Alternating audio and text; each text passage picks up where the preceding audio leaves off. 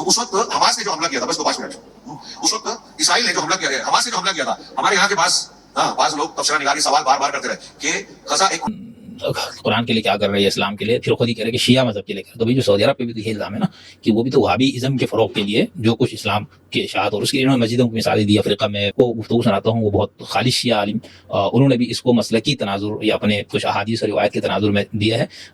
وعلي بابها تعبير جميل، لم يقل انا جامعه انا مدرسه انا مدينه یہ کہہ رہا ہے كبيره. کہ حضور نے جو فرمایا کہ بعض المدن میں اهرام علم کا شہر ہوں اور حضرت عیسیٰ کا دروازہ، تو کہ حضور نے یہ نہیں فرمایا کہ میں کوئی اسکول ہوں اور حضرت عیسیٰ کا دروازہ ہے، میں یونیورسٹی ہوں، بلکہ آپ نے کہا مدینہ یعنی شہر. اور یہ بھی کہہ رہا ہے کہ ان کی فوج اتنے عرصے یہاں پر ہے تو پھر کیسے گزارا کرے کہ یہ اپنی عورتیں بھی عرب کے لوگ ان کو پیش کرتے ہیں. فعله النواصب في الانبار وتكريت والموصل كانوا يعطون نساءهم بناتهم. یہاں تک کہ عراق کی مکہ تقریر موصل جہاں پر سنی اکثریت. سلام، آداب، امید ہے آپ سب دوست آپ خیریت سے ہوں گے. آج میں ایک نئے موضوع کے ساتھ آپ کی خدمت میں حاضر ہوا ہوں، اور جب سے ایران کے اوپر اسرائیل اور امریکہ نے حملہ کیا اور یہ جنگ اب مہینہ ہو گیا ہے، تو اس کے اوپر جیسے میں نے آپ کو گزشتہ گفتگو میں بھی کہا کہ ہر طرح کے تبصرے اور تجزیے اور کیا کہنا حمایت اور مخالفت کا ایک طوفان ہے. اور اس میں ہم دیکھتے کہ بھئی لوگ کس کس طرح سے اس جنگ کو کے اوپر تبصرے کر رہے ہیں. یعنی کچھ لوگ خوشی سے مرے جا رہے تو کچھ بہت غم سے میں ہیں.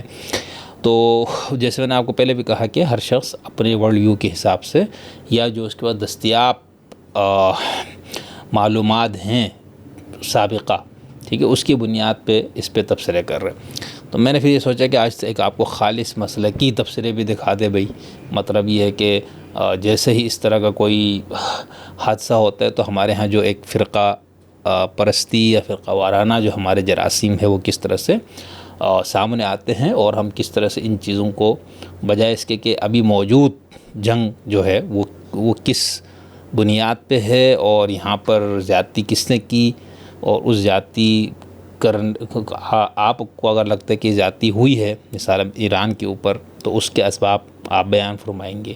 اگر آپ کو لگتا ہے کہ نہیں امریکہ اور اسرائیل حق بجانب ہے اپنے حملے میں تو اس حساب سے آپ اپنے دلائل رکھیں گے.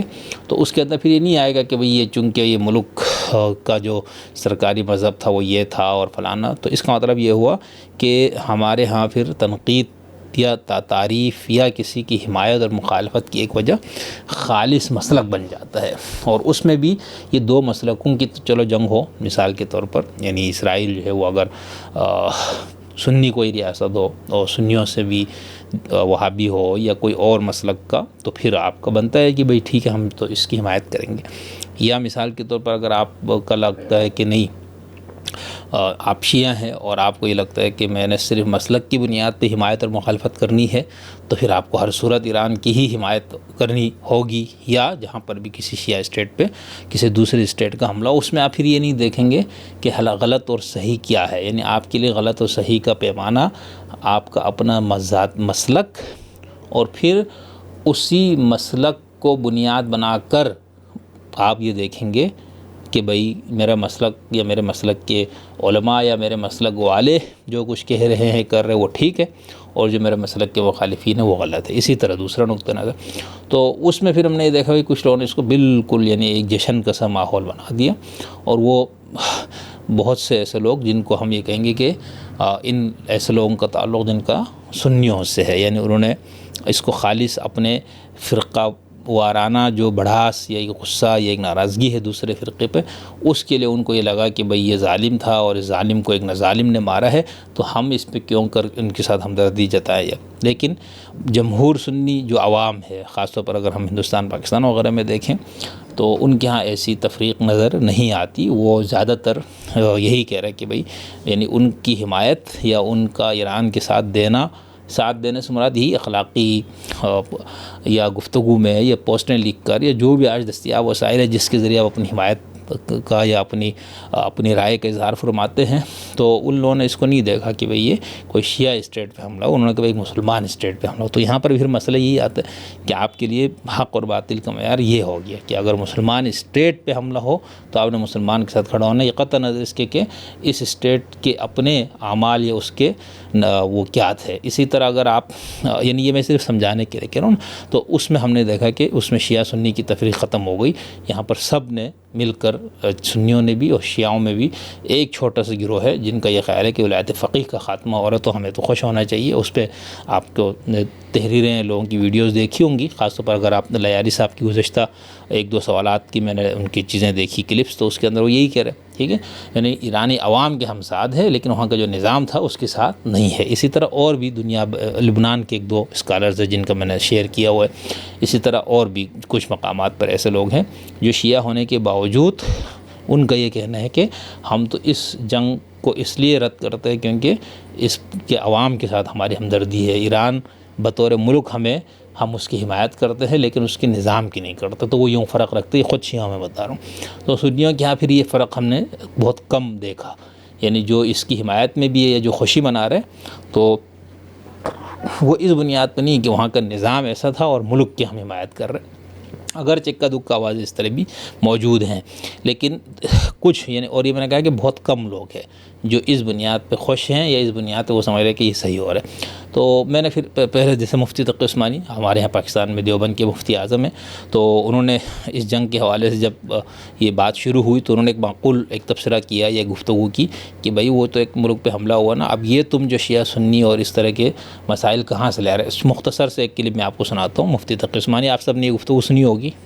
مجھے افسوس ہے کہ بعض اوقات لوگ یہ کہنے لگتے ہیں کہ بھئی وہ تو شیعہ لوگ تھے اور ایران سے ہمارا اختلاف ہے اور فلانا۔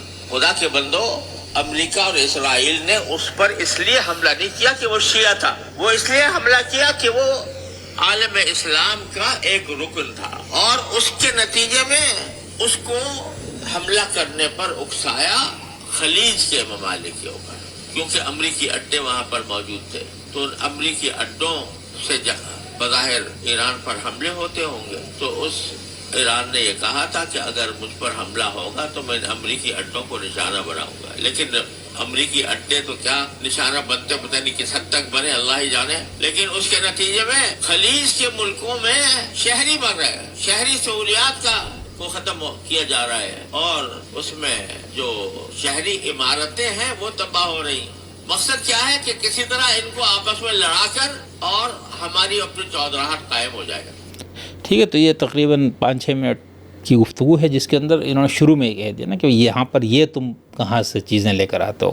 اسی طرح مفتی اعظم لیبیا، ٹھیک ہے، لیبیا کے مفتی اعظم وہ بہت سخت وہ رد کر رہے اس جنگ کو، بہت مذمت کر رہے، اور ان کی طرف سے فتویٰ ہے کہ بھئی اس دور جنگ میں کسی کو غیر جانبدار رہنے کا کوئی حق نہیں ہے، یہ ایران ایک مسلمان ملک ہے، اس کے اوپر حملہ ہوا ہے اور ہمیں اس کا ساتھ دینا ہے، لیبیا کا۔ اسی طرح جب میں نے شام کے مفتی اعظم کے ساتھ طرف دیکھا تو ان کے کچھ گزشتہ ویڈیوز بھی ہے، اور اس ماحول میں بھی انہوں نے ایک دو مرتبہ بات کی جس کے اندر ان کا یہ کہنا ہے بھئی چونکہ ایران نے اور بشار نے ان سب نے مل کے ہماری نسل کشی کی ہے اور یہاں پر ہمیں بہت مارا ہے، یہاں پر سنی ہونے کے ناطے ہمارے ساتھ زیادتیاں ہوئی ہے، تو وہ اس مطلب میں یہاں پر وہ ہے کہ بھئی ان کے ساتھ جو ہو رہا ہے یہ مکافات عمل ہے اور یہ بالکل ٹھیک ہو رہا ہے۔ اچھا، میں یہاں پر ایک شیعہ عالم کا جو کہ بہت بڑے عالم ہے نجات طائی صاحب، ان کا بھی ایک تبصرہ آپ کو بتاؤں گا کہ ایک مسلکی شیعہ ذہن بھی کس طرح سے سوچتا ہے، ٹھیک ہے، لیکن اس سے پہلے میں انڈیا کے ایک عالم ہے، یہ غالباً سلفی لگتا ہے چہرے مہرے سے بھی اور گفتگو سے، بلکہ سلفی ہے یہ، کیونکہ آخر میں جس طرح انہوں نے سعودی عرب ان کی حمایت کی، نام ان کا ہے اپنا شیخ ابو رضوان محمدی، اور یہ 27 مارچ 2026 کو ان کی تقریر ہے، اور یہ بہت لمبی تقریر ہے، تقریباً 2 گھنٹے 8 منٹ پر مشتمل۔ اس کے آخری حصے کا کچھ میں آپ کو سناتا ہوں، انہوں نے کس طرح سے اس کو دیکھا۔ ان کا شروع پوری گفتگو ان کی یہی ہے کہ بھئی رافضی، یہودی، یہ سب ملے ہوئے ہوتے ہیں اور ان کی ساری سازشیں اہل سنت کے خلاف ہوتی ہے، فلانا ہے، اور جب بھی ان کو موقع ملا رافضیوں کو انہوں نے ہمیشہ یہود اور نصارہ کا ساتھ دیا ہے، اور یہ پوری ایک انہوں نے اپنی گفتگو کی ہے۔ تو آخری کچھ منٹس آپ دیکھیں کیا کہہ رہے ہیں۔ ان کا ساتھ دیتے ہیں تو یہود و نصارہ کہ پٹو رہے ہیں، ان کے کتے بن کے ان کی نگرانی کی ہے، ساتھ دیا ہے۔ فلسطین میں میں نے ابھی اشارہ کیا تھا، صابرہ شتیلہ، لبنان میں یہ حزب اللہ، اور حوثی یمن میں وہ سنی حکومت کا تختہ پلٹ کے انہوں نے قبضہ کرنے کی کوشش کی. آپ یمن کی تاریخ پڑھیے ابھی ماضی قریب کی. گاؤں میں جا کر سنیوں کے گاؤں میں جا کر کہا کہ ہم کو تلاشی لینی ہے. جہاں ان کو حکومت مل گئی, سارے سنیوں کو کہا گھر سے نکل جاؤں, گھر کی تلاشی لے گئے. سب کے گھروں میں بم فٹ کر دیا ریموٹ والا. اور بعد میں نکلے گا کہ نہیں کچھ نہیں ہے, کوئی بات نہیں, آپ اپنے گھروں میں جاؤ. سب اپنے گھر میں چلے گئے, ریموٹ سے پورے گاؤں کو اڑا دیا. یہ ایک واقعہ بتا رہا ہوں یمن کا. ایسے کئی واقعات ہوئے ہیں. سنی مسلمانوں پر انتہائی شدید قسم کے ظلم کیے. میں نے بتایا کہ فلسطین میں, لبنان میں سنیوں کے گھروں کو جلا دیا, بچوں کو تڑپا کے مارا, عورتوں کو ننگا کیا, ان کی عصمت ریزیاں کی, ان کی عزتیں لوٹی. ہاں یہ مسلمانوں کے ہمدرد بن گئے. اب یہاں سوال یہ ہوتا ہے, جیسے ابھی فلسطین کا, ابھی اس جنگ کے بارے میں لے لیجیے, بات کو سمیٹتا ہوں, بہت زیادہ دیر ہو گئی. اس جنگ کے بارے میں جو موجودہ جاری ہے, اس کے بارے میں کیا میں نے عرض کیا کہ کیا یہ جنگ مذہبی بنیاد پر لڑی جا رہی ہے؟ ایران اسرائیل اور امریکہ کا دشمن ہے, اس کی بنیاد پر یہ کہا جائے گا. جنگ سے پہلے اور آج بھی یہ باتیں, ابھی آپ خبریں پڑھیے جو بیان کیا جاتا ہے, مضامین چھپ رہے ہیں, تبصرہ نگاروں کے تبصرے آ رہے ہیں. انگلینڈ, فرانس اور دوسری حکومتوں کے نمائندے جو باتیں کہہ رہے ہیں کہ آخری میٹنگ جو ہوئی اس میں عمان کی ثالث کے ساتھ ساتھ انگلینڈ کا بھی, حکومت کا بھی ایک آدمی موجود تھا. وہ لوگ کہہ رہے ہیں کہ بات چیت ہو چکی تھی اور 2-3 دن کے بعد ایک میٹنگ ہونے والی تھی جنیوا میں. ایران اس بات پر راضی ہو گیا تھا کہ اس کا جو نیوکلیئر پلانٹ ہے جو 4.5% تیار کیا ہوا ہے, اور یہ رضا شاہ پہلوی کے زمانے سے جو ہے اس کی کوشش تھی, جرمنی شروع کیا تھا اس کو بنانا. پھر جب ایران میں حکومت پلٹ گئی, جرمنی نے چھوڑ دیا. اس کے بعد رشیا نے مکمل کیا, آج رشیا ہی کر رہا تھا. ابھی یہ جو لوگ سعودی عرب پر الزام دے رہے ہیں, وہ دیکھیں کہ ایران کا نیوکلیئر پلانٹ کو دیکھ بھال کون کر رہا ہے, وہ ٹیکنالوجی کون دے رہا ہے, وہاں جا کر کام کون کر رہا تھا, رشیا کے لوگ. کیا وہ مسلمان ہیں؟ کیا وہ مسلمان ہیں؟ آپ امریکہ, سعودی عرب پر, عمان پر, ان پر جو الزام لگاتے ہو, یہ کن سے مدد لے رہا ہے, کن سے میزائل لے رہا ہے, کن سے ٹیکنالوجی لے رہا ہے, اور کن کو ٹیکنالوجی دے رہا ہے؟ ڈرون بنا کے کس کو بیچا؟ رشیا کو. رشیا نے کس کو مارا؟ شام کے مسلمانوں کو. ہاں, تو ادھر رشیا سے آزاد ہونے والے چیچنیا وغیرہ کے مسلمانوں کو. تو کس کی مدد کیا؟ ایران نے. خیر, تو یہ جو ہے اس جنگ سے پہلے یہ معاہدہ ہو رہا تھا. ایران سب چیزوں پہ تقریباً تیار تھا. 1-2 معاملہ تھا, خاص طور سے میزائل پروگرام. نیوکلیئر معاملے پہ امریکہ اور اسرائیل کی بات مان لیا, دوسرے معاملات میں امریکہ کی بات مان لیا, سب مان لیا تھا ایران نے. ہاں, اب اس کے بعد امریکہ نے, اسرائیل نے حملہ کیا. کیوں کیا؟ امریکہ اور اسرائیل کا حملہ کیوں تھا؟ کیا اس لیے تھا کہ ایران اسلام کی دعوت و تبلیغ کر رہا ہے, اس کو روکنا ہے؟ نہیں, پوری دنیا کو معلوم ہے. ان تحریکیوں کو نہیں معلوم ہے جو سعودی عرب کی مخالفت میں اندھے ہو گئے ہیں. ان کو نہیں پتا, سب کو پتا ہے. یہ تحریکی جو ہے نا, خاص طور پر جماعت اسلامی, اخوان اور اس طرح کے لوگوں کو یہ تحریکی کہہ رہے ہیں. پوری دنیا یہ بول رہی ہے کہ ٹرمپ اور اسرائیل, ان کے تھوڑے سے الگ الگ مقصد ہے لیکن کچھ مشترک ہیں. ٹرمپ چاہتا تھا کہ جس طرح عراق پر حملہ کر کے وہاں کے وسائل پر قبضہ کر لیا ہے, تیل وہ اپنے طور سے نکال رہا ہے, ایسے ہی ایران کے وسائل پر قبضہ کرنا چاہتا تھا کہ ہماری پٹھو حکومت ہم بٹھا دیں میں. اور رضا شاہ پہلوی کا بیٹا آج بھی امریکہ میں پڑھ رہا ہے, اس کو جا کے یہاں حکومت کر دیں گے. یہاں کا رجیم چینج جو کہہ رہے تھے نا, تو یہاں کی جو شیعہ مذہب کے جو لوگ ہیں ان کو ہٹا دیا جائے, رضا شاہ پہلوی کو یا اپنے کسی پٹھوں کو بٹھا دیں, اور پھر ہم اپنی مرضی سے ایران سے تیل نکالیں, گیس نکالیں, اور جو دوسرے قدرتی وسائل ہیں ان کا استعمال کریں گے. اور اس میں صرف ہم استعمال کریں گے. اس کے ساتھ ساتھ ایک اور مقصد تھا کہ ایران کا, امریکہ کا اصل مقابلہ رشیا اور چائنا سے ہے, خاص طور سے چائنا سے. اور چائنا کو جو ہے وینزویلا سے, اور اب یہاں سے تیل وغیرہ مل رہا تھا, قدرتی گیس اور ساری چیزوں کا بھنڈار مل رہا تھا. امریکہ چاہتا تھا کہ جب ہمارا قبضہ ہو جائے گا ایران پہ, تو ایک تو ہم اپنے طور سے اس کو استعمال کریں گے, دولت اپنے یہاں سمیٹیں گے, اپنے طور سے بیچیں گے. جیسے وینزویلا پہ تو پورا قبضہ کر لیا, وہاں کے صدر کو ڈال لیا, تو اس کو بھی کنٹرول میں لے لیں گے. اور ساتھ ہی ساتھ دوسرا بڑا فائدہ اور ٹارگیٹ یہ تھا کہ چائنا اور رشیا کو یہاں سے جو کچھ مل رہا ہے وہ سلسلہ کاٹ دیں گے. تو چائنا کو ایک طریقے سے, تو چائنا اور رشیا کیوں اتنا کھل کے ایران کی مدد کر رہے ہیں؟ کوئی دین کے لیے نہیں, کوئی دوستی کے لیے نہیں. ان کو دکھ رہا ہے کہ آہستہ آہستہ امریکہ نے ان کے جن ذرائع سے ان کو قدرتی دولت یا پیٹرول اور انرجی ملتی تھی ان پر قبضہ کرتا جا رہا ہے. جن کا راستہ بند کر رہا ہے. وینزویلا پر قبضہ کر لیا, ایران پہ کر لیتا, خلیج میں جو ہے اس کا قبضہ ہے یا اس کے تعلقات اور دوستانہ ہے, تو یہ ہمارے راستے بند کر رہا ہے. اس لیے عالمی جنگ کا خطرہ بھی ہے. اور جو چائنا اور رشیا کھل کے مدد کر رہے ہیں ایران کی, اس کی وجہ یہ ہے. تو میں اسرائیل کیوں لڑ رہا تھا؟ اسرائیل کے کا جو ظاہری ہے وہ یہ ہے کہ علاقے میں میری دادا گیری چلے, اور ایران بظاہر ایک طاقت بن رہا ہے جو میرے لیے چیلنج بن سکتا ہے, اگرچہ وہ ہمارا ہی پٹھا ہے. ہم نے ہی جگہ جگہ ان کو ساتھ دیا ہے, تعاون کیا ہے. آپ کو پتا ہے, میں نے بیان کیا تقریروں میں کہ حماس, اسرائیلی پارلیمنٹ میں اس بات پر یہ ایران جس کی حمایت کر رہا ہے حماس کی, حماس. اچھا, یہ ذہن میں رکھیے کہ حماس جو ہے وہ خالص اہل حدیث ہمارے یہاں جن کو کہا جاتا ہے, یا سلفی عقائد کے حامل لوگ ہیں فلسطینی. لیکن مولانا صاحب ان پہ بھی کہہ رہے ہیں کہ یہ اس پہ بہرحال ایک رائے موجود ہے. پیدا کرنے والے کون ہیں؟ اسرائیلی ہیں. اور یہی بنجامن نیتن یاہو کی پارٹی نے حماس کو شروع میں فنڈنگ کی, ہتھیار دیا. ابھی جب ان لوگوں نے اکتوبر میں 2 سال پہلے 2-3 سال پہلے اکتوبر میں جو حملہ کیا جس کے جواب میں غزہ کو کھنڈر بنایا ایران نے اسرائیل نے, تو اس وقت حماس نے جو حملہ کیا تھا, بس 2-5 منٹ, اس وقت اسرائیل نے جو حملہ کیا, حماس نے جو حملہ کیا تھا, ہمارے یہاں کے بعض لوگ تبصرہ نگار یہ سوال بار بار کرتے رہے کہ غزہ ایک کھلی ہوئی جیل کی طرح تھا. اس وقت ایران کا اسرائیل کی اتنی ناکہ بندی تھی غزہ کے چاروں طرف کہ کوئی ایک دوا کا ٹیبلٹ اور گولی بھی میڈیسن بھی بغیر اسرائیلی فوجیوں کی جانچ کے اندر نہیں لے جا سکتا تھا. حماس کے پاس ایسے ہتھیار کہاں سے آئے جو اس نے حملہ کیا تھا شروع میں اور اٹیک کیا تھا؟ تو کہیں گے کہ تہہ خانے میں بنا لیا. تہہ خانے میں کہاں سے آیا؟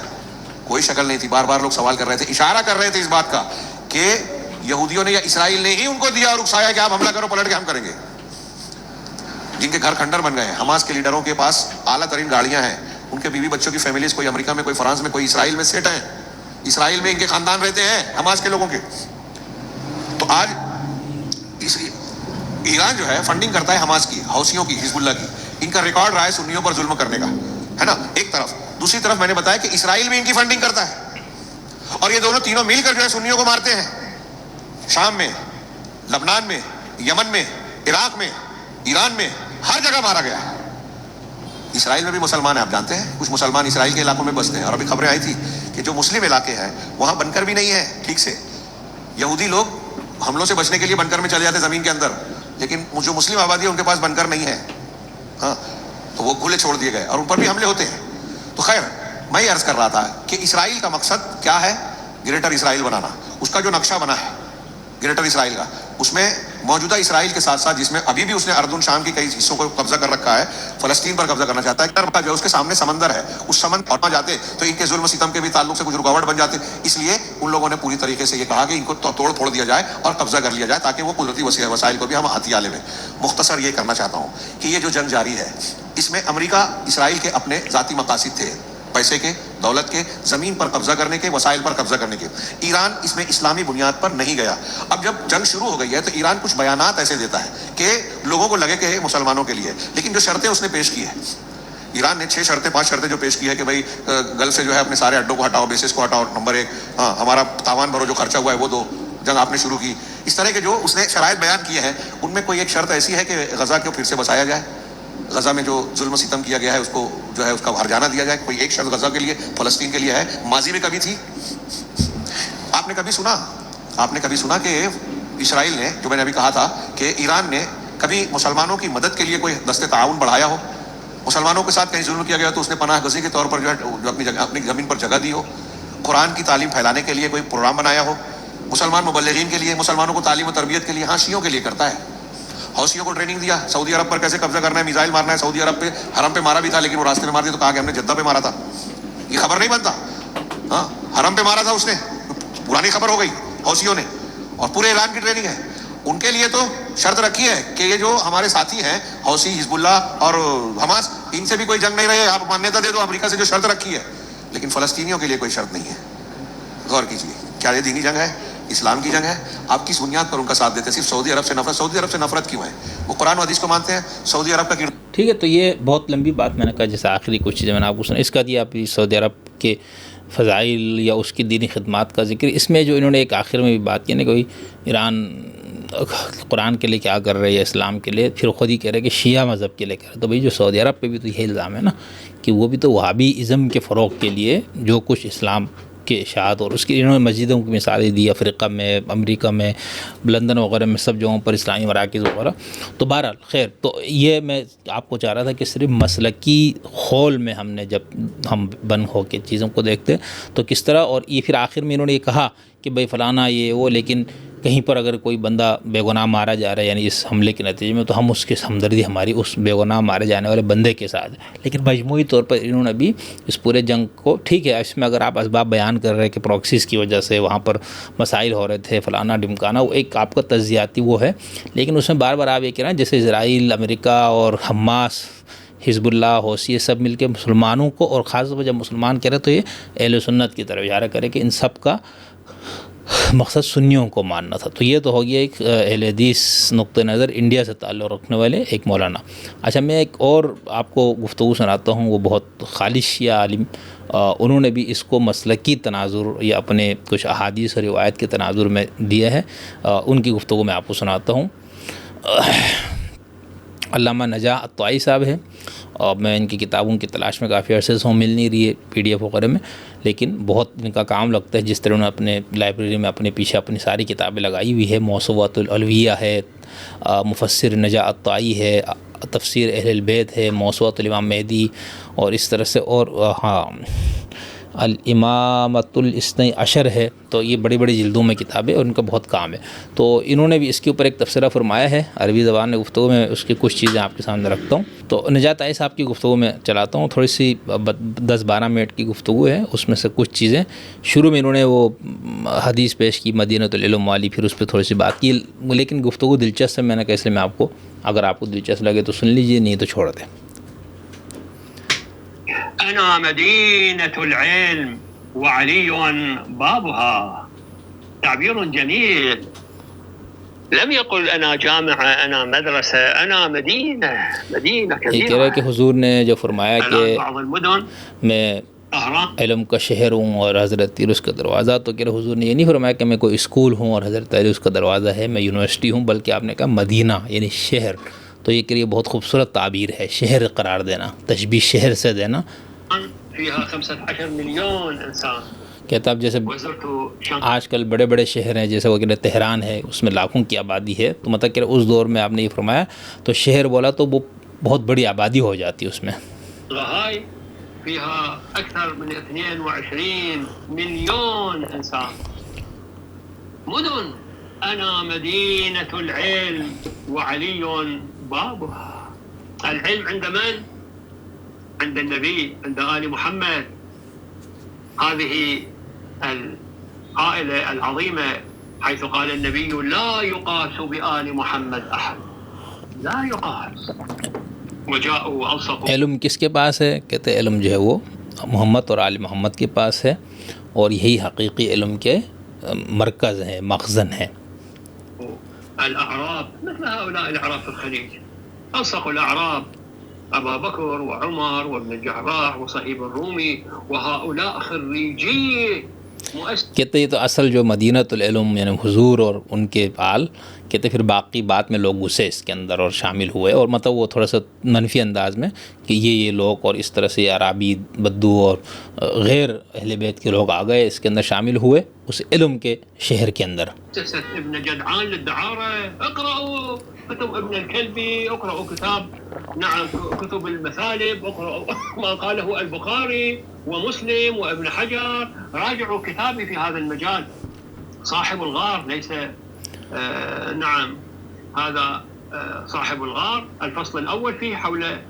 کہتے ہیں ساری چیزیں کہ کس طرح سے لوگ مدینہ علم میں گھسے، علم کا شہر جس کو قرار دیا گیا تھا کہ اس طرح اس پر قبضہ ہوا، تو کہہ رہے یہ سمجھنا چاہتا تو میری کتاب پڑھو صاحب الغار۔ اچھا انہوں نے کتاب لکھی ہے، اور میں نے بہت پہلے گفتگو میں اشارہ کیا تھا، تو اس کتاب میں ان کا مقدمہ یہ ہے کہ غار میں ہجرت کی رات حضرت ابوبکر نہیں تھے حضور کے ساتھ، کوئی اور بندہ تھا۔ تو اس پہ وہ یاسر الحبیب صاحب جن کا میں نے پہلے ذکر کیا نا، بڑا متشدد ٹائپ انسان ہے، تو انہوں نے اس پہ تبصرہ کیا، انہوں نے کہا کاش ایسا ہی ہوتا، ثابت ہوتا، لیکن کہہ رہے یہ ثابت نہیں ہوتا، کہہ رہے اس غار میں ابوبکر ہی تھے۔ مطلب اس پہ ہمارے ہاں جو مسئلے کی چکروں میں ہے نا، لوگ اس کو فضیلت اور کم فضیلت کے اس میں یہ سارے جو دلائل لاتے، تو انہوں نے کتاب لکھی ہے غار میں حضرت ابوبکر نہیں تھے۔ أمهات عصابة رجال السقيفة. نعم، موضوعنا هجوم الأمم في آخر الزمان على الشيعة.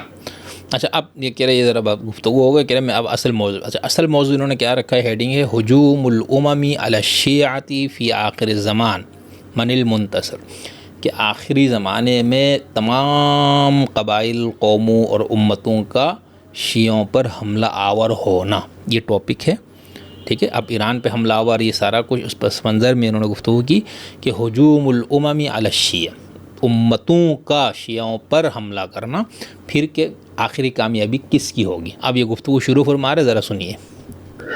النبي صلى الله عليه وآله عنده اللوح المحفوظ، وهو عند علي وفاطمة والحسن والحسين والتسعة المعصومين منه.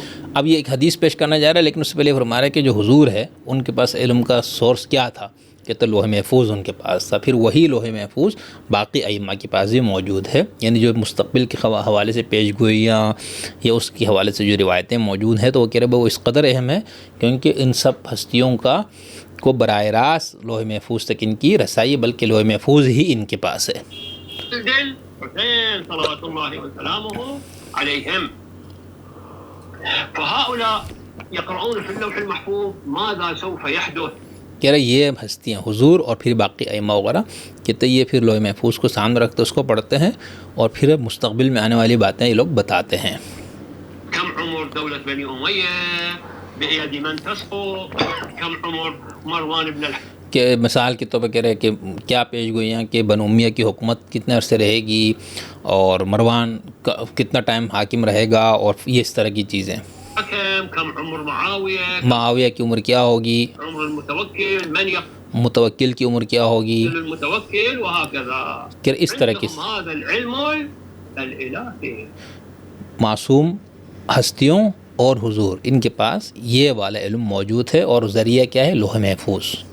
فلذا بين النبي كل شيء للأمة من شو بينه من فمه الشريف من فم أمير المؤمنين من فم تو حضور نے اپنے منہ مبارک سے، امیر المومنین نے اپنے منہ مبارک سے، اور باقیوں نے اپنے منہ سے مستقبل میں آنے والی چیزیں بیان کی ہیں۔ هذه المعصومين نعم صلوات الله وسلامه عليهم.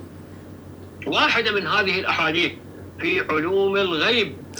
غیب سے متعلق جو باتیں بتائے گی اس میں سے کہہ رہے میں ایک حدیث آپ کو پیش کرتا ہوں۔ لن أقرأ لكم هذا الحديث العظيم عن آخر الزمان وماذا يحل بالشيعة. الشيعة يعني هم المسلمين الحق. کہتا آپ چونکہ وہ حدیث جو پیش کر رہے وہ سنی مصادر میں بھی شیعہ بلکہ سنیوں کی بنیادی کتابوں میں حدیث موجود ہے اور بہت مشہور حدیث۔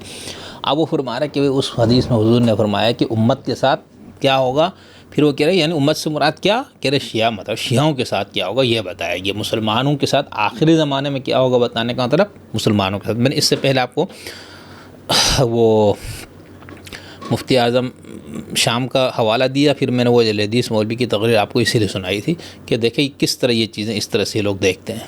الشيعة هم المؤمنون. کہتے شیعہ ہی مومن ہیں، المؤمنون الشيعة المسلمون الشيعة. شیعہ ہی مسلمان ہے، شیعہ ہی مومن ہیں سنة مسلمو الدنيا كفار الآخرة. یہ۔ اور اس کے اندر یہ فرما رہا ہے کہ جو اہل سنت ہے یعنی شیعوں کے علاوہ باقی بھی تو بھائی دنیا میں مسلمان ہیں، تو وہ کہتے نہیں وہ مسلمو دنیا کفار الآخرہ۔ اس پہ طالب علم نے جو فرق پہ گفتگو شروع کی اس میں ایک جگہ تفصیل سے بات کی ہے، اور اسی پس منظر میں نے 2-3 مرتبہ اس پہ طالب علمانہ اور معروضات پیش کی ہوئی ہے کہ یہ جو ہمارے ہاں اصطلاح ہوتی ہے یہ تکفیر ہوتی ہے، تو اس کی 2 بنیادیں، 2 طریقوں سے تکفیر ہوتی ہے۔ یعنی ایک کسی شخص کو جو کہ اپنا آپ کو مسلمان کہتا ہے اس کو آپ کافر قرار دیں گے اور یہ کہیں گے کہ یہ دنیا اور آخرت دونوں میں کافر کا حکم ہے۔ کیا مطلب؟ یعنی ایک دنیا میں کافر یعنی اب اس کے اوپر سارے احکام وہ لاگو ہوں گے جو غیر مسلم کے، ٹھیک ہے، 5-6 جو بنیادی مسائل آتے ہیں، اور پھر اگر کوئی حکومت اسلامی اور اس طرح کی چیز ہو تو وہاں پر ارتداد کی سزا بھی اس پہ جاری ہوگی، اور اس کے ساتھ اسی طرح ناپاکی کا اصول ہوگا، مقابر مسلمین میں تدفین کا مسئلہ ہوگا، اس کے جنازے کا مسئلہ ہوگا، یعنی جو کچھ احکام جو غیر مسلم سے متعلق ہے وہ اس شخص پہ لاگو کیے جائیں گے۔ تو اس کو کہتا ہے تکفیر فقہی، یعنی دنیا میں بھی بندے دی تکفیر ہو گئی، ٹھیک۔ دوسری قسم ہے تکفیر اخروی، ٹھیک ہے، یا تکفیر کلامی ہم اس کو کہتے ہیں۔ تو تکفیر فقہی کے اندر کیا ہو گیا کہ آپ نے اس بندے کو مسلمانوں کے اجتماع سے یا ان کے اوپر لاگو ہونے والے احکام سے ہی خارج کر دیا۔ تکفیر کلامی کیا ہے؟ آپ نے کہا نہیں بھائی دنیا میں ان کو مسلمان کنسیڈر کیا جائے گا، لیکن آخرت میں ان کا جو حشر نشر ہوگا وہ کفار والا ہوگا، کفار کا۔ تو اس کو یہ یہاں پر کہہ رہا ہے کہ بھائی اہل سنت مسلمان ہے لیکن دنیاوی مسلمان ہے، آخرت میں ان کو حکم کفار کا ہے۔ في الدنيا يحسبوهم مسلمين ولكن معارضتهم لولاية علي بن أبي طالب کہتا دنیا میں ان کو مسلمان شمار کیا جائے گا، لیکن چونکہ حضرت علی بن ابی طالب وغیرہ کی ولایت کے مخالف تھے تو اس لیے ان کا حکم آخرت میں کفار کا ہوگا۔ آل محمد في الآخرة إذا لم ينقذوا أنفسهم ويتحولوا إلى أهل البيت يوم القيامة يحشرون مع الكفار۔ کہہ رہا اگر یہ لوگ اس دنیا میں توبہ کر کے دوبارہ اہل بیت کی مسئلہ کی طرف نہیں آتے اور اسی سنیت پہ یا اسی غیر اہل بیت کے مذہب پہ ان کی موت ہو جاتی ہے تو ان کا حساب کفار کے ساتھ کیا جائے گا۔ فهذا الحديث عن النبي محمد صلى الله عليه وآله عن المسلمين في آخر الزمان. اب یہ حدیث پیش کر رہے، ٹھیک ہے، اور اس کے حوالے بھی دے رہے کہ شیعوں کی کس کتاب میں، سنیوں کی کس کتاب میں. حدیث سن لیجئے. قال لثوبان كيف أنت يا ثوبان إذا تداعت عليكم الأمم حضور نے صاحب حضرت ثوبان سے کہا بھائی وہ کیا دن ہوگا یا کیا وقت ہوگا جب مسلمانوں پر ہر طرف سے سب لوگ مل کے حملہ کریں گے. أعيكم على قصعة الطعام قال يا ثوبان بأبي وأمي يا رسول الله. یعنی جس طرح بھوکے لوگ دسترخوان پہ ٹوٹ پڑتے ہیں اس طرح باقی مسلمانوں پر لوگ ٹوٹ پڑیں گے. حضرت ثوبان نے کہا بھائی یا اللہ کے رسول میرے ماں باپ آپ پہ قربان. من قلة بنا قال لا أنتم يومئذ كثير ولكن حضرت ثوبان نے کہا بھائی کیا اس کی وجہ یہ ہے کہ ہماری تعداد بہت کم ہوگی کہ جو سب طرف سے لوگ بھوکے دسترخوان پہ جس طرح ٹوٹ پڑتے یہ سارے ہم پہ ٹوٹ پڑیں گے تو تعداد کی وجہ سے. تو ہم نے کہا نہیں تعداد کا مسئلہ نہیں ہے.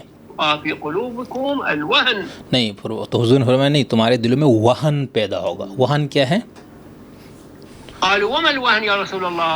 تو قال النبي صحابی نے پوچھا وہن کیا ہے؟ آپ نے فرمایا صلى الله عليه وآله حبكم الدنيا وكراهيتكم الآخرة. دنیا کو پسند کرنا اور آخرت کو ناپسند کرنا یہ وہن ہے. یہ تمہارے اندر یہ خرابی آئے گی تو تعداد تمہاری زیادہ ہوگی. هذا الحديث ذكره من كتب الشيعة ابن طاووس المتوفى في القرن السابع. چھٹی ہجری کے ابن طاووس کی کتاب کے شیعوں کی اس میں ہے یہ، لیکن سنیوں کی کتاب میں کہاں کہاں ہے؟ هي وكتور. وكتب السنية كلها ذكرته. البخاري طبعا ابن طاووس في الملاحم والفتن صفحة 129 ذكره البخاري في تاريخه مجلد صفحة 32. مسند أحمد مجلد 2 على صفحة 359 طبعة صادر بيروت. مجمع الزوائد الهيثمي مجلد 7 على 287 وهكذا. ذكره أبو داود وذكره دلائل النبوة للبيهقي وذكرنا في موسوعتنا الموسوعة المهدوية هذه المصادر وهي أكثر من 100 مصدر. ٹھیک، تو یہ کہہ رہے کہ یہ یعنی شیعوں کی ایک کتاب کا نام لیا وہ بھی ابن طاووس کی کتاب، ٹھیک ہے، اور وہ بھی کتاب الفتن اور آخر زمانے میں آنے والے حادثات اور واقعات سے متعلق احادیث کا مجموعہ. پھر یہ کہہ رہے کہ بھئی ہم نے اس حدیث کو کہ 100 سے زائد مصادر کو ذکر کیا ہے اپنی کتاب موسوعہ امام مہدی. وہ میرے خیال سے کوئی 1 2 5 6 7 جلدوں میں کتاب نظر آ رہی ہے تصویر میں. ہم نے ابھی تک کتاب دیکھی نہیں ہے. نعم. فنأتي إلى الموضوع. ٹھیک، اب یہ انہوں نے کیا کیا پہلے پس منظر میں کہ بھئی علوم آل محمد کا سورس کیا ہے، خود حضور، پھر باقی ائمہ معصومین مطہرین وہ کس طرح سے مستقبل سے متعلق پیش ہوئے ہیں، کہاں سے بتاتے ہیں. براہ راست لوح محفوظ تک ان کی رسائی ہے، لوح محفوظ ان کے سامنے ہوتا ہے جس سے وہ پڑھ کے. تو اسی بنیاد پر انہوں نے کہا کہ بہت ساری چیزیں بیان کی گئی. پھر اس میں سے انہوں نے ایک حدیث اٹھائی جس کے اندر میں نے جیسے کہا خود انہوں نے کہا کہ وہ حدیث سنی مصادر میں بہت زیادہ ہے شیعہ مصادر کے مقابلے پہ. پھر اس حدیث کے اندر یہ ہے کہ حضرت ثوبان سے پیغمبر نے کہا بھئی تم پر تمام قومیں یا باقی امتیں تم پر ٹوٹ پڑیں گی، ٹھیک ہے نا. تو اب اس کے اندر تم پر یعنی مسلمانوں پر کہا تو پھر اس کی انہوں نے توضیح کر دی بھئی یہاں پر مسلمان یا اس تم سے مراد شیعہ ہی ہے باقی لوگ نہیں ہے. اس کی کیا وجہ ہو تفصیل سے اب پوری حدیث بیان کر کے اب یہ تفسیرہ فرما رہے ہیں. النبي يقول بأن المسلمين الحقيقيين يعني الشيعة. حضور نے فرمایا کہ حقیقی مسلمان یعنی شیعہ سوف يتعرضون لهجوم الأمم عليهم. ان پر امتیں باقی اقوام ان پہ حملہ آور ہوں گی. اچھا ویسے ایک ضمنی ہے نا یہاں پر تو ابھی تک تو امریکہ اسرائیل پھر ابھی برطانیہ بھی شاید آج کوئی جہاز محاذ کی انہوں نے بات کی ہے تو باقی نیٹو وغیرہ تو کبھی تک شامل نہیں ہوا. شاید آگے یہ سب چیز لوگوں شامل ہو جائے جب حالات اگر خراب ہوتے رہتے. لیکن اس سے پھر افغانستان پہ جو حملہ ہوا تھا اس کے اندر سب ان لوگوں نے نیٹو اور سب نے مل کے کیا تھا. اسی طرح عراق وغیرہ پہ نا تو حدیث کا پھر اطلاق ہر شخص اپنے حساب سے کرے. تو یہاں پر اس حدیث کو پیش کر کے کہہ رہے کہ مسلمانوں پر حملہ یعنی حقیقی مسلمان یعنی شیعوں پر. وفي رأس هذه القائمة من المهاجمين هم النواصب السنة. کہتے یہ جو حملہ آور ہیں اقوام ایران پر کہہ رہے ان کا جو سردار ہے وہ نواصب اہل سنت ہے. کون ہے وہ نواصب اہل سنت؟ السلفيون الوهابيون الأمويون سلفی وہابی اور اموی كلهم عبید الاستعمار عبید الصلیبیین. یہ سب کے سب صلیبیوں کے یہودیوں کے عیسائیوں کے استعمار کے غلام ہیں. اور اس سے پہلے جو انڈیا کے مولانا صاحب نے جو کچھ کہا تھا یہ موازنے کے لیے میں آپ کے سامنے پیش کر رہا ہوں نا. عبید الصهيونيين معهم عبید. فلذا الآن تشاهد الدول العربية من المغرب ومصر وتركيا والسعودية والكويت والإمارات وكل هذه الدول تحارب الشيعة. ٹھیک، تو انہوں نے کہا کہ دیکھو ترکی کو بھی لے لیا، کویت، بحرین کا تو انہوں نے نام نہیں لیا، سعودی عرب اور مصر، کہتے ہیں یہ سب کے سب نواصب اہل سنت جو سب ایران پر یا شیعوں پر حملہ آور ہیں، وهي أدوات ذيول عند الاستكبار العالمي. اور یہ سب کے سب استکبار کے اعلی کار ہیں، ان کے پروکسیز ہیں. عند الحاكمات، عند جزيرة إبستن، جفري إبستن، نعم يعملون كل شيء لهؤلاء، يعطوهم شرفهم، دينهم. اور یہ جو جن ممالک کے نام لے کے رہی، انہوں نے اپنی عزتیں نالام کر دی، اپنی عورتیں پیش کر دی، اپنا مال دے دیا کن کو؟ ان کفار کو اور ان صہیونیوں کو. مالهم، دماءهم، أرواحهم، بلادهم الآن أصبحت بلدانهم مقرات للاستعمار العالمي. اور کہہ رہے اس وقت یہ ساری خلیجی ممالک، سنی نواصب کے ممالک، یہ استعمار کے اڈے ہیں، وهذه المقرات تقصف لبنان والعراق. اور یہ اڈے ہیں جہاں سے ایران پہ حملے ہو رہے، حزب اللہ پہ حملے ہو رہے، عراق پہ حملے ہو رہے، وإيران. ایران پہ ہو رہے. وهذه المقرات تدعم بالأموال الناصبية الخليج. اور یہ اڈے چل کس سے رہے؟ ناصبی خلیجیوں کے مال سے، هي الأعرابية، وتمول بالسلاح والمال والدعم المعنوي والسياسي والنساء وكل شيء. ٹھیک ہے، عورتیں اور مال اور زمین سب انہوں نے ان کے اوپر نچھاور کیا ہوا ان ملکوں نے. يعطونهم شرفهم. وإلا هؤلاء الجنود الأمريكان في الخليج يبقون عدة أشهر بدون نساء، كيف هؤلاء يعطوهم نساءهم؟ یہ جو بار بار یہ بات کر رہے ہیں کہ انہوں نے اپنے جو ہمارے یہاں سوشل میڈیا پہ آپ نے دیکھا، اور یہ بھی کہہ رہے ہیں کہ بھائی ان کی فوج اتنے عرصے یہاں پر ہے تو پھر کیسے گزارا کرے کہ یہ اپنی عورتیں بھی عرب کے لوگ ان کو پیش کرتے ہیں. ما فعل النواصب في الأنبار وتكريت والموصل كانوا يعطون نساءهم بناتهم. یہاں تک کہ عراق کی مکہ تکریت، موصل جہاں پر سنی اکثریت کہ یہ اپنے عورتیں ان کو پیش کرتے ہیں. نعم يعطونهم بعملية جهاد النكاح. اور اس کو جہاد نکاح کا نام دیتے ہیں. هؤلاء يعطون بناتهم ونسائهم للكفار باسم جهاد النكاح. جہاد نکاح کے نام پر یہ لوگ یہ کام کر رہے ہیں. الهدف ماذا؟ الهدف مقصد کیا ہے؟ ہدف کیا ہے؟ قتل الشيعة. شیعوں کو قتل کرنا. فالنبي بين هذا الحديث. اب یہ رہے حضور نے اپنی اس حدیث میں اس بات کو بیان فرمایا، جو حدیث انہوں نے پیش کی جس کا ترجمہ میں نے آپ کے سامنے رکھا. حديث ثوبان وقد جاء بأسانيد كثيرة. اقرأوا هذه الكتب أسانيدها مختلفة ومن فم النبي محمد صلى الله عليه وآله.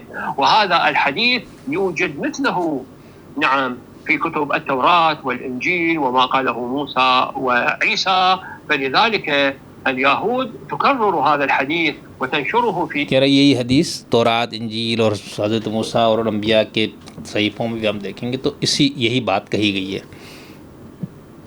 ثقافتها. طبعا هذا الحديث في جانب والآن تجدونهم قد هجموا على إيران. کہہ رہے یہ دیکھو ایک طرف یہ حدیث ہے اور دوسری طرف دیکھو ایران پہ انہوں نے حملہ کر دیا ہے، وعلى لبنان. لبنان پہ، وأخرجوا الشيعة من جنوب لبنان. لبنان سے شیعوں کو نکال دیا ہے، والمنطقة كلها أصبحت تحت النار. اور یہ سب کے سب آگ میں سب کو جھونک دیا گیا ہے. دولة الاحتلال والوهابيون والأمويون كلهم فرحون. وہابی اموی سب خوش ہیں انتصار الكفر العالمي على الشيعة. کہ شیعوں کے اوپر کفار کا حملے ہو رہے ہیں. ولكن أي انتصار؟ لا يوجد انتصار. ان کو کامیابی مل رہی ہے، لیکن کون سی کامیابی بھائی؟ کہاں ہے کامیابی کفار کو مل رہی ہے ایران پہ؟ هذه خسارة. نقصان ہے. هذه بداية علامات ظهور إمام الكون. یہ کہہ رہے یہ امام مہدی کے ظہور کے بالکل ابتدائی جو علامتیں ہیں یہ وہ ہیں، تو کامیابی کے در بھائی. وصاحب العصر وصاحب الزمان الإمام المهدي عليه السلام. هذه أيام ظهوره. یہ امام کے ظہور کے ایام ہیں. یہ میں نے بہت پہلے ایک بہت لمبی گفتگو کی تھی کہ اس قسم کی احادیث کا موجودہ حالات یا واقع ہونے والے حوادث کے اوپر اطلاق میں شیعوں نے کیا کیا ہوا ہے، سنیوں نے کیا کیا، وہ ہمارے اسی چینل پہ کہیں موجود ہے. اگر مجھے ٹائم ملا یاد رہا تو ہم لنک اسی گفتگو کے نیچے ڈال بھی دیں گے، اور اگر دوبارہ اپلوڈ کرنا مناسب لگا تو ہم اس کو دوبارہ اپلوڈ کریں گے۔ بہت لمبی گفتگو تھی، اس سے ہم نے بتایا تھا کہ کس طرح سے سنیوں کے ہاں جب شام پہ یہ سب ہو رہا تھا، افغانستان پہ، عراق پہ، تو سنی مولوی ان حدیثوں کو پیش کر رہے تھے ہمارے ہاں، اور پھر شیعوں کے پچھلے سال جب جنگ ہوئی تو کس طرح سے شیعہ علماء یا ان کے محققین ٹائپ لوگوں نے کس طرح سے ان حدیث کو پیش کیا۔ اب یہ بھی یہی بات کر رہے ہیں کہ یہ سب امام مہدی کے ظہور کے لیے ہو رہا ہے۔ وهذه الصواريخ التي صنعت في اب کہہ رہے یہ جو میزائل شزائل سارے جو ایران کا ایک بہت پاور ہے میزائل کا، اور یہ سب جو بنایا یہ کیسے بھائی بتا رہے ہیں۔ إيران، هذه الصواريخ امتنعت روسيا والصين عن إعطائها لإيران کہتے ہیں روس اور چائنا نے کچھ نہیں دیا ہے، لأنها صواريخ عملاقة سرعتها سرعة عظيمة 19,000 کہ اتنے دور دور تک کی جو اس کی پہنچ ہے، كيلومتر في الساعة. هذه كلها بعون ومدد أهل یہ البيت، سب اہل بیت کی مدد سے میزائل وجود میں آئے ہیں۔ الإمام الرضا، امام الإمام رضا، المهدي، هم مہدی، يعملون یہ سب کام کرتے ہیں، عمل کرتے ہیں میزائل میں۔ مثلما كان الإمام مثلما كان الخضر يعمل ليلا ونهارا لمساعدة الفقراء، لمساعدة الأيتام، كما وجدت في قصته مع النبي موسى عليهم السلام. ٹھیک ہے، تو یہ سب مسلمانوں کی اور ان کی مدد کرتے یہ ہستیاں، هؤلاء يعملون، وإلا كيف يمكن لإيران أن تحارب کہتے ہیں انہی ہستیوں نے ہی تو کام کیا ہے میزائل وغیرہ بنانے میں، ورنہ ایران کے لیے کیسے ممکن تھا یہ؟ الدولة؟ 200 دولة في العالم، أموال 200 بہت سے ممالک ہے دنیا میں، بہت مالدار ہے دنیا کے اندر ممالک، دولة في العالم تصب على دولة نعم محاصرة. جن سب نے ایران کا محاصرہ کیا ہوا ہے، حاصروا النبي في شعب أبي طالب، جس طرح وہ کفار نے اس دور میں شعب ابی طالب میں حضور کا محاصرہ کیا تھا، هم الآن يحاصرون إيران كلهم. ان سب نے محاصرہ کیا ہوا ایران کا۔ والسعودية تهدد إيران حتى بالصواريخ سعودیہ بھی ایران کو دھمکیاں دیتا ہے النووية الباكستانية. کہ بھائی ہمارے پاس پاکستان کے ذریعے، یعنی کہ سعودیہ دھمکی دے رہی ایران کو پاکستانی ایٹم بم کے ذریعے، یعنی کہ سعودیہ کہہ رہے ہم پاکستانی ایٹم بم تم پہ استعمال کریں گے، كلهم في إذا هجمت عليكم الأمم. تو یہ پاکستان کو چلو شامل کر دیا، تو کہا یہ وہ سب امتیں جو ایران پہ حملہ آور ہیں۔ هذا يبين عظمة النبي محمد صلى الله اور عليه اس حدیث پہ دیکھو حضور صلی اللہ علیہ وسلم کی عظمت کس طرح سے واضح ہوتی ہے کہ آپ نے اس دور میں یہ بات بیان فرمائی۔ وآله في علومه للغيب، حيث بين هذا الأمر قبل 1400 سنة وقال ٹھیک ہے، 14 سال پہلے حضور نے یہ بات بتائی تھی۔ هذا الحديث الذي قرأته لكم يا ثوبان بأبي نعم. پھر دوبارہ یہ پوری حدیث کو پیش کر رہے ہیں کہ حضور نے کہا ہے ثوبان تم پر امتیں حملہ آور ہوں گی۔ كيف أنت يا ثوبان إذا تداعت عليكم الأمم ومعها السنة النواصب. السنة النواصب أكثر من 22 دولة 22 سے زیادہ ممالک ہے یہ سب سے نواصب، ناصبية مع الاستعمار، یہ سب مع استعمار الكفار. کفار کے ساتھ۔ من قال ذلك؟ هذا رسول بھائی الله. یہ کس نے بتایا؟ یہ سب تو حضور نے فرمایا اس حدیث میں۔ قال هذا في ذلك الزمن الغابر، والآن تجدهم كلهم بصواريخهم يقرعون الأراضي الإيرانية. یہ سب کے سب اپنے میزائلوں سے ایران کے اوپر حملہ آور ہیں۔ الجيش الكويتي والجيش السعودي والجيش الإماراتي اماراتی فوج، کویتی فوج، سعودی فوج، يضربون بالصواريخ على الشيعة. یہ سب کے سب شیعوں کو مار رہا ہے۔ وبجانبهم الأمريكان، ان کے پیچھے امریکہ ہے، الصهاينة، صهيونية، وباقي قوى الاستعمار باقی استعماری قوتیں ہیں، كلها توجه بالنار واللهب على بلدان یہ الشيعة. سب کے سب شیعہ ملکوں پر حملہ آور ہیں۔